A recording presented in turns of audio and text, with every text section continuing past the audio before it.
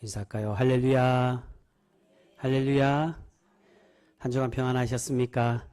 우리 옆에 있는 분들과 그렇게 인사하겠습니다. 사랑하고 축복합니다. 우리 인사하겠습니다. 여러분 정말 사랑하시죠?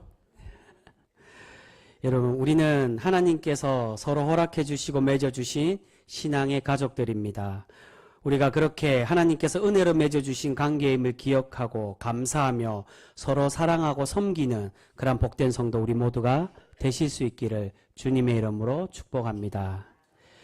오늘 본문 말씀에서 다윗이 드디어 온 백성에게 공식적으로 등장하는 말씀이 나옵니다. 그 등장의 배경이 이스라엘과 블레셋의 전쟁 중에 골리앗이라는 커다란 적을 이김으로 온 나라의 영웅으로 세워지고 있는 것을 볼 수 있습니다. 여러분 다시 이스라엘과 블레셋의 전쟁이 시작되었습니다. 그런데 지금 이스라엘이 큰 공경에 빠지게 되었는데 그 공경은 적국인 블레셋에게 골리앗이라는 큰 산이 있었다는 것입니다. 우리 그 말씀 한번 보겠습니다. 오늘 본문의 앞에 나오는 말씀 4절에서 7절까지 말씀입니다.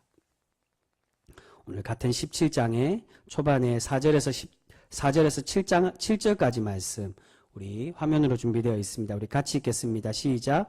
블레셋 사람의 진영에서 싸움을 도두는 자가 왔는데 그의 이름은 골리앗이요 가드 사람이라. 그의 키는 6규빗 한 뼘이요 머리에는 놋 투구를 썼고 몸에는 비늘 갑옷을 입었으니 그 갑옷의 무게가 놋 5천 세겔이며 그의 다리에는 놋 각반을 쳤고 어깨 사이에는 놋 단창을 메었으니 그 창 자루는 배를 채 갖고 창날은 철 600세겔이며 방패 든 자가 앞서 행하더라. 아멘. 골리앗은 많은 블레셋의 군사들 중에 혼자 나와서 이스라엘과 대치를 하고 있습니다. 그런데 오늘 본문 말씀 조금 전에 읽은 우리 4절에 보시면 이 블레셋의 골리앗의 상황이 싸움을 도두는 자라고 우리에게 그렇게 설명합니다. 근데 사실 이 말씀은 원어상으로 보면 싸움을 도둔단 말이 아니라 중간 사람이라고 되어 있습니다. 이 중간 사람이란 무엇을 말하느냐? 바로 전쟁터 중간에 나와서 싸우는 사람을 의미하고 있다는 겁니다. 지금 골리앗은 고대의 전쟁의 방법대로 대표 전사들이 나와서 싸우는 방식을 요청하고 있습니다.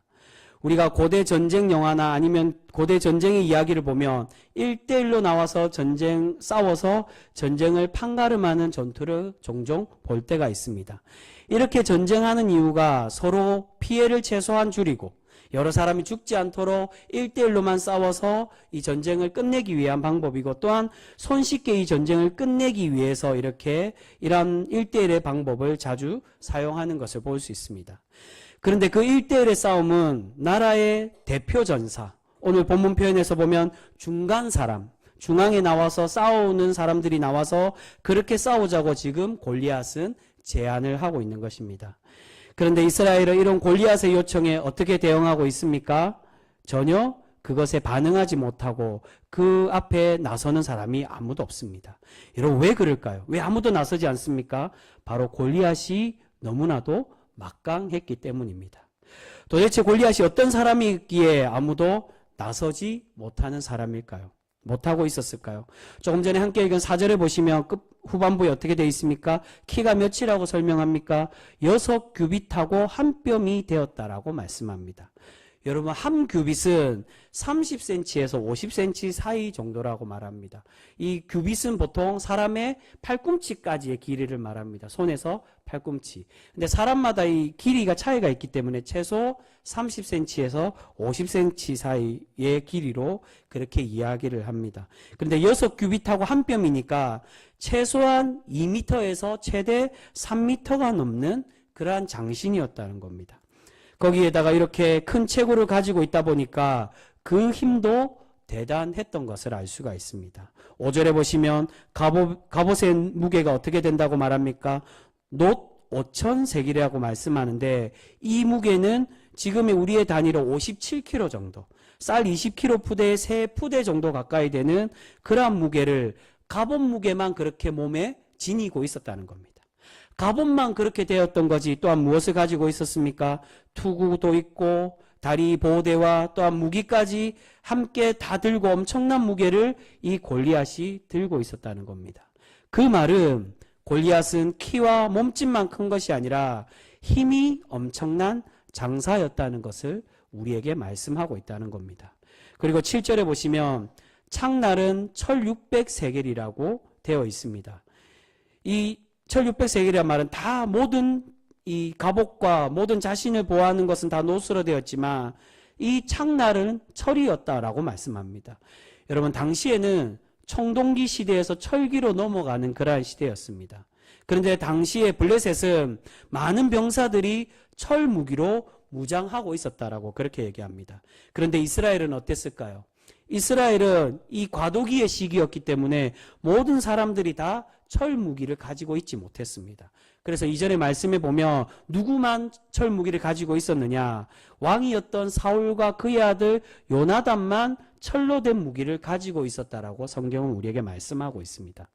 그러니까 신체적인 것부터 시작해서 무기에까지 어느 것 하나 골리앗에게 전혀 상대가 되지 않고 있었다는 겁니다.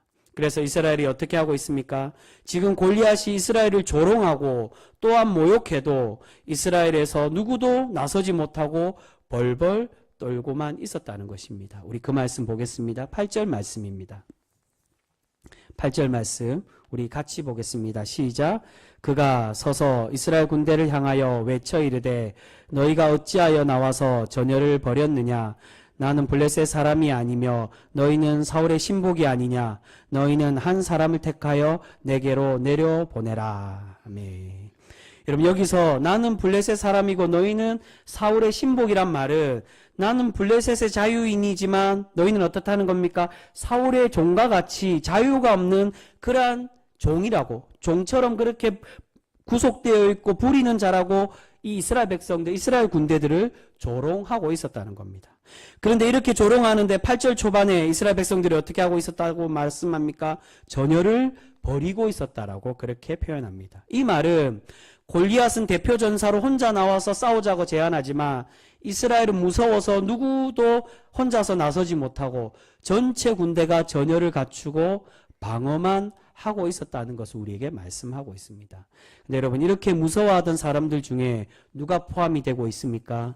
바로 이스라엘의 대표자였던 이스라엘의 왕 사울 왕도 이 군사들과 함께 벌벌 떨고 있었습니다. 우리 11절 말씀 같이 읽겠습니다. 화면으로도 준비되어 있습니다. 우리 11절 말씀 같이 읽습니다. 시작. 사울과 온 이스라엘이 블레셋 사람의 이 말을 듣고 놀라 크게 두려워하니라. 여러분, 이전에 사울의 모습은 어땠습니까? 사울은 아말렉과의 전투뿐만이 아니라 많은 다른 전투들에서도 그는 어떤 전투도 두려워하지 않고 용맹하게 싸워서 모든 싸움을, 모든 전쟁을 이기는 것을 볼 수 있었습니다. 그런데 오늘에 와서는 사울이 어떻습니까? 그렇게 용맹하고 대단했던 용사였던 이 사울이 지금 덜덜 떨고 있었다는 것입니다. 여러분, 왜 사울은 지금에 와서 이렇게 떨고 있을까요? 그에게 누가 없었기 때문입니까? 바로 하나님의 영, 성령 하나님이 그를 떠나셨기 때문입니다. 우리가 지난주에 살펴본 바로 앞장 16장에 보시면 하나님은 성령 하나님이 하나님의 영이 그를 떠나고 그에게 악한 영을 내려주셨다라고 말씀합니다. 오늘에서도 바로 그러한 하나님의 영이 떠났음을 오늘 이 말씀을 통해 우리에게 설명하고 있습니다. 여러분, 사울은 처음 왕이 되었을 때는 하나님의 영과 함께 싸웠습니다. 그런데 점점 시간이 지나면서 누구를 의지하고 누구와 함께 싸우고 있었습니까? 하나님이 아닌 용병들을 불러 모으고 군사력을 의지하며 그러한 힘으로만 싸우고 있었다는 것입니다.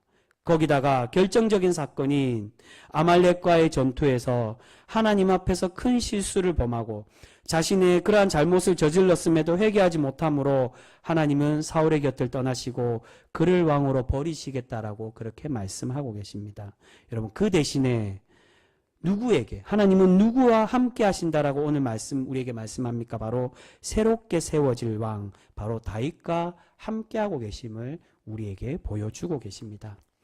여러분, 그 모습은 이후에 사울이 스스로 말하며 하나님의 영과 하나님의 은혜가 다윗과 함께하고 있다는 것을 사울은 스스로 인정하고 있는 것을 볼 수 있습니다. 이후에 다윗이 자신의 아버지의 명을 받고 형들을 만나기 위해 전쟁터를 찾아왔습니다. 그런데 하나님의 군대를 모욕하고 하나님을 모욕하는 이 골리앗을 보게 되었는데 그 모습을 본 어린 다윗이 화를 내며 골리앗과 싸우겠다라고 그렇게 요청을 합니다. 우리 그 말씀 보겠습니다. 32절과 33절 말씀입니다. 32절, 이제 오늘 본문 말씀으로 들어갑니다. 32절과 33절 말씀 같이 읽습니다. 시작. 다윗이 사울에게 말하되 그로 말미암아 사람이 낙담하지 말 것이라 주의 종이 가서 저 블레셋 사람과 싸우리이다 하니 사울이 다윗에게 이르되 내가 가서 저 블레셋 사람과 싸울 수 없으리니 너는 소년이요 그는 어려서부터 용사임이니라. 여러분, 근데 사울이 보기에는 다윗이 어떠한 사람이었다는 겁니까? 아직 어린 소년에 불과한 사람, 그런 힘이 없는 사람이었다라고 말씀합니다. 여러분, 계속 오늘 본문에서 다윗은 이세의 막내 아들이고 또한 소년이라고 표현하고 있습니다. 앞에서도 마찬가지로 다윗을 이렇게 표현하는 것은 다윗은 사람들이 생각하는 그런 왕의 인물이 아니었음을 우리에게 말씀하고 있는 것입니다. 그의 겉모습만 본다면 왕과 같은 위엄도 없고 전혀 왕의 능력을 가진 사람처럼 보이지가 않았다는 것입니다. 이것은 오늘 전쟁을 하는 용사로서도 마찬가지입니다. 여러분, 당시의 왕은 어떠한 책무를 맡은 사람입니까? 가장 중요한 책무가 나라를 책임지고 전쟁터에 나가서 싸워야 하는 사람이 바로 한 나라의 왕이었습니다. 나라와 백성들을 지킬 수 있는 사람이 되어야만 한다는 것입니다. 이스라엘 백성들이 하나님께 계속 왕을 요구했던 이유도 바로 여기에 있었습니다. 계속 다른 나라들로부터 괴롭힘을 당하니 이스라엘 백성들이 하나님께 요청했습니다. 우리를 지켜줄 왕을 우리에게 보내달라고. 그런데 그런 전쟁의 용사로서도 다윗은 어땠다는 겁니까? 사람의 눈으로 보기에는 그의 외모가 어리고 연약한 모습이었다는 것입니다. 여러분, 사실 지금 다윗의 나이는 그렇게 어린 나이는 결코 아니었습니다. 소년 다윗이라고 이야기하지만 그는 실제 나이로 보면 청년 나이 정도의, 원어상으로 보면 청년 정도의 나이는 되어 있는 모습입니다. 그런데 다윗을 이렇게 계속 소년으로 표현하는 것은 그가 타고나게 키가 작고 또한 그의 외모가 동안 외모였음을 우리에게 말씀해주고 있다는 것입니다. 그는 왕으로서나 전쟁 용사로서도 전혀 어울리지 않는 그러한 사람이었습니다. 그런데 여러분, 중요한 것은 그렇게 세상의 눈으로 보기에는 부적격의 다윗에게 이 다윗에게 무엇이 함께하고 있었다는 것입니까? 바로 하나님께서 그와 함께하여 주시고 그에게 은혜를 내려주고 계셨다는 것입니다. 여러분, 37절 말씀 우리 같이 읽겠습니다. 그 말씀이 바로 37절에 나옵니다. 우리 같이 읽습니다. 시작. 또 다윗이 이르되 여호와께서 나를 사자의 발톱과 곰의 발톱에서 건져내셨은즉 나를 이 블레셋 사람의 손에서 건져내시리이다. 사울이 다윗에게 이르되 가라, 여호와께서 너와 함께 계시기를 원하노라. 아멘. 다윗은 자신이 양을 칠 때 물리쳤던 사자와 곰을 이야기하며 골리앗도 마찬가지로 하나님께서 나를 지켜주시고 그러한 은혜를 주심으로 내가 이 골리앗도 두렵지 않다라고 그렇게 대답을 합니다. 그런데 이런 다윗의 용기에 사울이 어떻게 이야기하고 있습니까? 어떻게 기도해 주고 있습니까? 그를 보내며 하나님께서 다윗과 함께 하시기를 바란다라고 그렇게 빌고 있었다는 겁니다. 여러분, 이 말씀은 단순히 사울이 기도해 주는 것을 의미하는 것이 아니라 하나님의 성령이 이제 사울에게서 떠나 다윗과 함께 다윗에게로 넘어가는 것, 다윗과 함께 계심을 상징적으로 보여주는 말씀이 바로 이 말씀입니다. 사울은 그냥 말하는 것 같지만 이 모습은 우리에게 하나님의 성령이 사울이 아닌 하나님과 함께 하심을 말씀해 주고 있다는 겁니다. 사울은 이제 하나님과 함께 하고 있을 때는 블레셋이든 어떤 적이든 두려워하지 않았습니다. 그런데 이제 하나님이 아니라 무기를 의지하고 군사력을 의지하며 하나님과 멀어진 사울은 자신을 조롱하고 하나님을 조롱하는 골리앗에게도 화를 내고 용기를 내기보다 두려워하고 있는 것을 볼 수 있습니다. 그런데 이런 전쟁터에서 잔뼈가 굵은 사울도 벌벌 떨고 있을 때 다윗은 어떻게 하고 있습니까? 골리앗의 모습을 보고도 두려워하지 않고 담대히 그와 싸우고 있는 것을 볼 수 있습니다. 여러분, 다윗이 사울과 다르게 어떻게 해서 이런 용기를 가질 수 있는 것일까요? 바로 사울에게는 성령 하나님이 떠나셨지만 다윗에게는 하나님과 함께 하고 계시기 때문인 줄 믿습니다.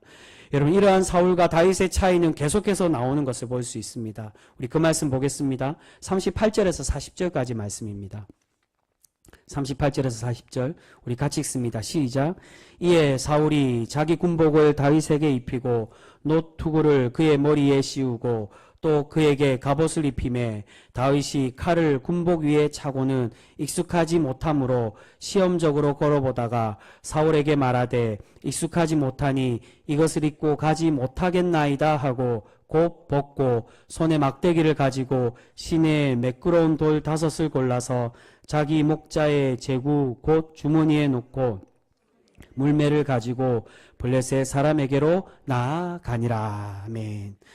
여러분, 사울이 다윗에게 하나님과 함께 하시길 빌어주었지만 여전히 무엇을 의지하고 있습니까? 무기와 세상적인 힘을 의지하고 있었습니다. 그래서 저 골리앗이 저렇게 대단한 체구와 대단한 힘으로 저 무서운 무기를 가지고 그렇게 나올 때 너 또한 이 무기, 이 방패와 이 갑옷을 가지고 너를 보호할 것을 가지고 그렇게 싸우러 나가라고 그렇게 그에게 이것을 맡기고 있습니다. 그런데 다윗은 그와 반대로 어떻게 나가고 있습니까? 이 갑옷과 무기가 아니라 오직 하나님만을 의지하고 있었다는 겁니다.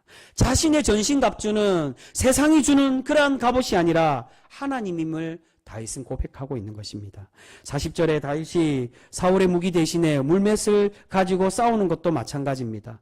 어떤 설교가들은 그렇게 이야기합니다. 이 물맷돌을 5개에 특별한 신앙적인 의미를 가지고 있다라고 해석하는 경우도 있습니다. 하지만 여러분, 그러한 해석은 잘못된 해석입니다.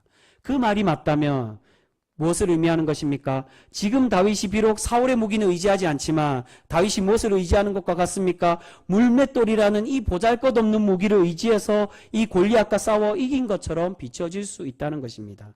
여러분, 지금 다윗이 무엇을 의지하고 있습니까? 사울의 무기가 아닌, 또한 지금 자신이 가지고 있는 이 보잘것없는 무기 또한 아닌 오직 하나님의 능력과 은혜만을 의지하며 담대히 골리앗에게 나아가고 있는 줄 믿습니다. 여러분, 그 말씀 오늘 우리 후반부에 나오는 45절에서 47절 말씀, 우리 그 말씀에 나옵니다. 우리 같이 읽겠습니다. 45절에서 47절까지 말씀, 우리 중요한 말씀이니까 같이 읽겠습니다. 시작. 다윗이 블레셋 사람에게 이르되 너는 칼과 창과 단창으로 내게 나오거니와 나는 만군의 여호와의 이름 곧 내가 모욕하는 이스라엘 군대의 하나님의 이름으로 내게 나아가노라. 오늘 여호와께서 너를 내 손에 넘기시리니 내가 너를 쳐서 내 목을 베고 블레셋 군대의 시체를 오늘 공중의 새와 땅의 들짐승에게 주어 온 땅으로 이스라엘에 하나님이 계신 줄 알게 하겠고 또 여호와의 구원하심이 칼과 창에 있지 아니함을 이 무리에게 알게 하리라. 전쟁은 여호와께 속한 것인즉 그가 너희를 우리 손에 넘기시리라. 할렐루야. 여러분, 45절에 어떻게 말씀합니까? 골리앗은 칼과 창과 단창으로 내게 나온다라고 말씀합니다. 즉 세상의 힘으로, 그가 가진 힘으로, 그의 능력으로 나와 싸우고 있다는 것입니다. 그런데 다윗은 무엇으로 싸우고 있습니까? 45절에 나는 여호와의 하나님의 이름으로 내게 나아간다라고 고백을 하고 있습니다. 그리고 중요한 말씀이 46절 후반부에 나옵니다. 너를 이겨서 무엇을 나타내겠다고요? 온 땅에 이스라엘의 하나님이 계신 줄 알게 하겠다라고. 하나님의 살아계심을 내가 이 세상에 나의 이 전쟁의 승리로 그것을 증거하겠다라고 다윗은 고백을 하고 있습니다. 여러분, 다윗이 이렇게 담대히 나아갈 수 있는 이유가 무엇입니까? 그것은 바로 47절에 이 전쟁이 누구에게 속했다고요? 전쟁은 여호와께 속한 것인 줄 믿으며 고백하고 있었다는 것입니다. 즉 이 말은 전쟁이 하나님께 여호와께 속했다는 것, 이 전쟁이 누구의 전쟁이라고요? 자신의 전쟁이 아니라 하나님의 전쟁임을 다윗은 믿고 있었습니다. 내가 싸우는 것이 아니라 내가 나의 힘으로 나의 능력으로 싸워서 이기는 것이 아닌 하나님께서 나를 위해 친히 싸워주시고 하나님께서 나의 창과 방패가 되어주시고 칼이 되어주셔서 나를 승리케 하여 주심을 다윗은 굳게 믿고 있었다는 것입니다. 여러분, 과거 사무엘이 미스바에서 블레셋과 싸울 때 어떻게 승리하고 있습니까? 무기와 방패가 아니라, 힘이 아니라 이스라엘 백성들이 하나님께 회개하고 하나님께 기도했을 때, 또한 번제로 온전히 드리는 제사를 말합니다. 온전히 자신의 중심을 하나님께 드릴 때 하나님이 천둥을 보내주시고 블레셋을 혼란케 하셔서 블레셋을 이길 수 있도록 은혜를 베풀어 주셨다는 것입니다. 힘과 능력이 아니라, 방패와 무기가 아니라 오직 하나님께 구하고 회개하는 그 믿음으로 성령 하나님이 함께 하심을 믿고 고백할 때 하나님이 능력을 주시고 은혜를 베풀어 주신 줄 믿습니다. 마찬가지로 사사기에서 기드온이 300명으로 어떻게 미디안과 싸워 승리하고 있습니까? 무엇을 가지고 나아갔습니까? 횃불과 항아리와 나팔만으로. 그 말도 안 되는 무기를 가지고 어떻게 미디안을 싸워서 이겼느냐? 하나님이 은혜와 능력을 주셨기 때문인 줄 믿습니다. 여러분, 하나님은 계속해서 성경을 통해서 바로 우리에게 그것을 말씀해 주고 있습니다. 우리가 이기기 힘든 적과 싸울 때 우리가 지금 의지하는 것, 그것을 믿고 의지하는 것이 아니라 우리는 온전히 그것을 내려놓고, 기드온에게 어떻게 말씀하십니까? 너에게 온 군사들이 너무 많다고, 다 돌려보내라고. 이 군사들로 이기면 기드온이 어떻게 오해한다고요? 네가 힘과 능력으로 이 군사력으로 이겼다라고 너희들은 교만하고 오해할 거라고 하나님은 그렇게 말씀하십니다. 오직 300명으로 그 말도 안 되는 숫자와 말도 안 되는 무기로 싸워서 이긴다며 이 전쟁이 여호와의 전쟁으로 하나님이 싸워주심을 네가 깨닫게 될 것이라고 그렇게 말씀하십니다. 오직 하나님은 성경을 통해 우리가 지금 의지하는 것들은 다 내려놓고 오직 하나님만을 의지하기를 바라고 계시는 줄 믿습니다. 여러분, 오늘 골리앗은 이스라엘 군대를 모욕하고 있습니다. 이스라엘 군대를 모욕했다는 건 오늘 말씀으로 그렇게 이야기합니다. 곧 하나님을 모욕하는 것이라고 말씀합니다. 여러분, 어떻게 하나님 백성을 모욕했다고 해서 그것이 하나님을 모욕하는 것이 될까요? 다윗도 동일하게 그렇게 이야기합니다. 여러분, 이것은 우리의 모습과도 마찬가지입니다. 세상 사람들이 기독교인을 욕할 때 어떻게 이야기합니까? 어떻게 교회 다니는 사람이 그럴 수 있냐고, 하나님을 믿는다면서 어떻게 저렇게 행동할 수 있냐고 손가락질을 합니다. 그런데 여러분, 그 말은 결국 누구를 욕하는 것과 같습니까? 우리만 욕하는 게 아니라 바로 우리의 주인 대신 하나님을 욕하고 교회를 욕하는 것과 같다는 것입니다. 바울이 그랬던 것처럼 교회를 괴롭게 했을 때 우리 주님은 너는 나를 박해한다고, 교회를 박해할 때 예수 그리스도를, 주님을 박해한다라고 그렇게 말씀하시는 것처럼 하나님의 교회와 하나님의 거룩한 성도를 그렇게 욕하며 손가락질하는 것은 결국 우리 뒤에서 우리와 함께 하시는 하나님을 모욕하는 것과 같다는 것입니다. 그런데 여러분, 이렇게 세상을 욕하고, 이렇게 세상이 교회를 욕하고 성도를 욕하는 세상은, 그들의 모습은 어떻다는 것입니까? 바로 오늘 말씀에 나오는 골리앗과 같이 우리가 싸워서 이기기 힘든 존재라는 것을 우리는 느낄 수 있다는 겁니다. 우리는 세상보다 결코 더 크지 않고 세상이 우리보다 더 크며 더 큰 존재임을 우리는 날마다 깨닫습니다. 그런데 여러분, 결코 우리는 그렇게 우리를 욕하고 우리가 믿지 않는 하나님, 우리가 믿는 그 하나님을 모욕하는 세상을 가만두어서는 안 됩니다. 이들과 싸워야 되고 이들을 물리쳐야만 됩니다. 그런데 중요한 것은 오늘 하나님은 우리가 그들과 싸울 때 어떻게 싸우기를 원하고 계신다는 것입니까? 그들과 똑같이 창과 칼이 아니라 세상이 가진 힘과, 그들이 힘과 그런 모욕함으로, 그들이 가진 능력으로 우리를 대항하고 우리를 싸울 때 우리는 그들과 같은 모습으로 싸우는 것이 아니라 무기가 아닌 오직 하나님의 이름으로, 하나님의 영으로 싸워 이기기를 우리에게 원하고 계시는 줄 믿습니다. 여러분, 힘으로 싸움을 걸어오고 우리에게 다가오는 사람을 우리는 똑같은 힘으로 결코 이길 수가 없습니다. 많은 경우 세상의 힘은 세상이 우리보다 훨씬 더 다수이기 때문에 세상의 힘은 우리가 가진 힘보다 더 강한 경우들이 훨씬 많다는 것입니다. 여러분, 그렇다면 우리는 과연 무엇으로 싸울 수 이길 수 있습니까? 그것은 바로 우리의 힘과 세상의 힘보다 강하신 분, 오직 하나님의 능력과 힘으로 싸울 때 우리가 승리하게 되는 줄 믿습니다. 여러분, 오늘 다윗은 성령 하나님이 함께 하실 때 용기를 얻고 담대히 나아가 이 초롱성과 같은 골리앗을 이기고 있는 줄 믿습니다. 여러분, 이처럼 우리는 무엇보다 성령님의 은혜가 필요한 줄 믿습니다. 세상 사람들과 똑같은 방법, 세상 사람들과 똑같은 모습으로 우리는 그들을 결코 물리칠 수가 없다는 것입니다. 오직 하나님께서 함께 하시고 하나님께서 능력 주실 때 우리는 승리케 되어지는 줄 믿습니다. 근데 여러분, 우리가 다윗과 같이 성령 하나님이 함께 하신다는 것이 무엇을 의미합니까? 그것은 성령 하나님은 어떤 하나님이라고요? 우리를 새롭게 하며 거듭나게 하시는 분. 바로 우리가 은혜로 살아가고 하나님의 백성답게 변화되는 그 모습. 세상은 우리를 세상의 방법으로, 악한 모습으로, 어둠의 방법으로 우리를 공격하고 우리와 싸우려고 하더라도 우리는 하나님의 방법, 하나님의 은혜로, 성령 하나님이 주신 그 은혜와 사랑의 모습으로, 선한 모습으로 세상을 변화시켜가고 세상을 정복해가며 세상의 하나님의 은혜로 세상을 바꾸어가는 그러한 하나님의 무기로 우리는 세상으로 담대히 나아가야 될 줄 믿습니다. 여러분, 세상은 우리를 힘으로 누르고 세상의 권력으로 우리를 괴롭히더라도 우리는 오직 하나님의 선한 말씀과 구원의 은혜로 무장하여 세상과 대항하고 세상을 변화시켜 가야만 하는 것입니다. 여러분, 그것이 바로 하나님께서 우리에게 주신 위대한 무기이며 승리의 비결인 줄 믿습니다. 사랑하는 성도 여러분, 우리가 성령의 은혜로 무장하는 거룩한 성도 우리 모두가 되실 수 있기를 소망합니다. 우리가 오늘 다윗과 같이 항상 성령 하나님과 함께 살아가고 성령의 충만한 모습으로 살아갈 때 하나님께서 날마다 우리와 함께 해주시고 날마다 우리에게 풍성한 은혜와 복으로 우리에게 갚아 주실 줄 믿습니다.